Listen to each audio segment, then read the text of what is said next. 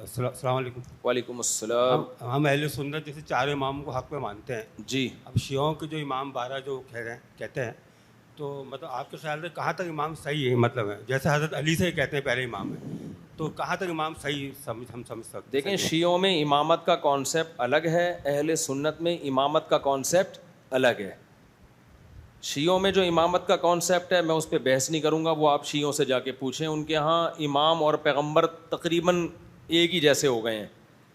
جبکہ اہل سنت میں امام کا کانسیپٹ یہ ہے کہ قرآن و حدیث پہ جو ریسرچ کی ہے تو وہ ماہر تھے ریسرچ کرنے والے, غلطی ان سے بھی ہو سکتی ہے لیکن ان سے غلطی کا امکان کم ہے, تو ان کی تحقیق ہے, تحقیق قرآن و حدیث اور صحابہ کو سامنے رکھ کے ہی کی ہے. تو اس لیے اگر 100% یقین سے ثابت ہو جاتا ہے اگر ہمارے سامنے کہ اس میں امام حنیفہ کا قول قرآن و سنت کے خلاف ہے, تو اہل سنت پھر اللہ کے نبی کی بات کو لیں گے, امام حنیفہ کے قول کو نہیں لیں گے, اور کرتے بھی ایسے ہی ہیں. لیکن شیعوں کے ہاں جو امامت کا کانسیپٹ ہے وہ پتھر پہ لکیر ہے بالکل, سمجھ رہے ہیں؟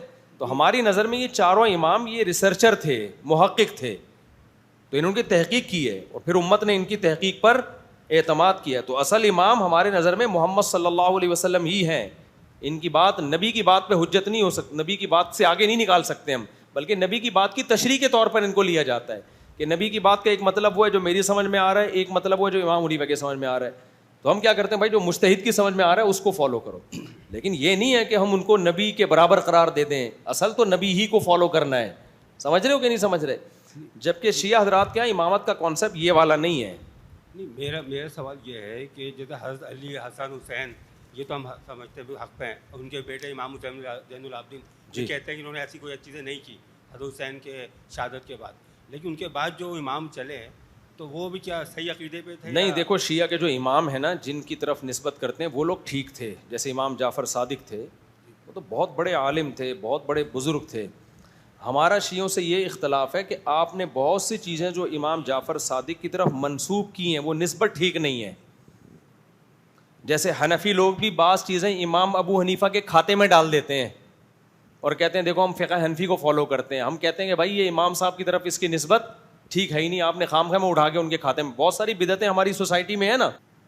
تو اب ایک کچھ دن پہلے کیا ہوا, ایک صاحب میرے پاس آئے, عالم تھے, کہتے ہیں میں ابو حنیفہ کے میں فقہ کو مضبوطی سے فالو کرتا ہوں.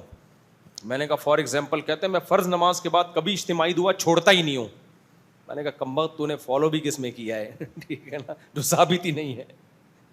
تو فرض نماز کے بعد اجتماعی دعا تو ثابت نہیں ہے قرآن اور سنت سے. میں نے کہا تم نے امام حنیفہ کے کھاتے میں بھی ڈال دی اور پھر فالو بھی ڈٹ گئے اس پہ نا, تو یہ تو امام حنیفہ کے کھاتے میں ڈلتی نہیں ہے یہ دعا. تو اس طرح شیعہ حضرات نے بھی بہت ساری چیزیں ان ائمہ کے کھاتے میں ڈالی ہوئی ہیں, حالانکہ وہ ائمہ ان چیزوں سے بری ہیں. کوئی صحیح سند سے ثابت نہیں ہے کہ انہوں نے کبھی کسی امام جعفر صادق سے آپ یہ ثابت نہیں کر سکتے کہ وہ ماتم کی ترغیب دیتے ہوں, نوحے کی ترغیب دیتے ہوں. تو یہ ائمہ تو اس سے پاک تھے ان چیزوں سے, سمجھ رہے ہو. جیسے شیخ عبد القادر گیلانی کو غوث اعظم کہا جاتا ہے, تو کیا شیخ عبد القادر گیلانی اپنے آپ کو غوث اعظم ماننے پر راضی تھے کیا؟ وہ تو توحید پرست تھے بھائی.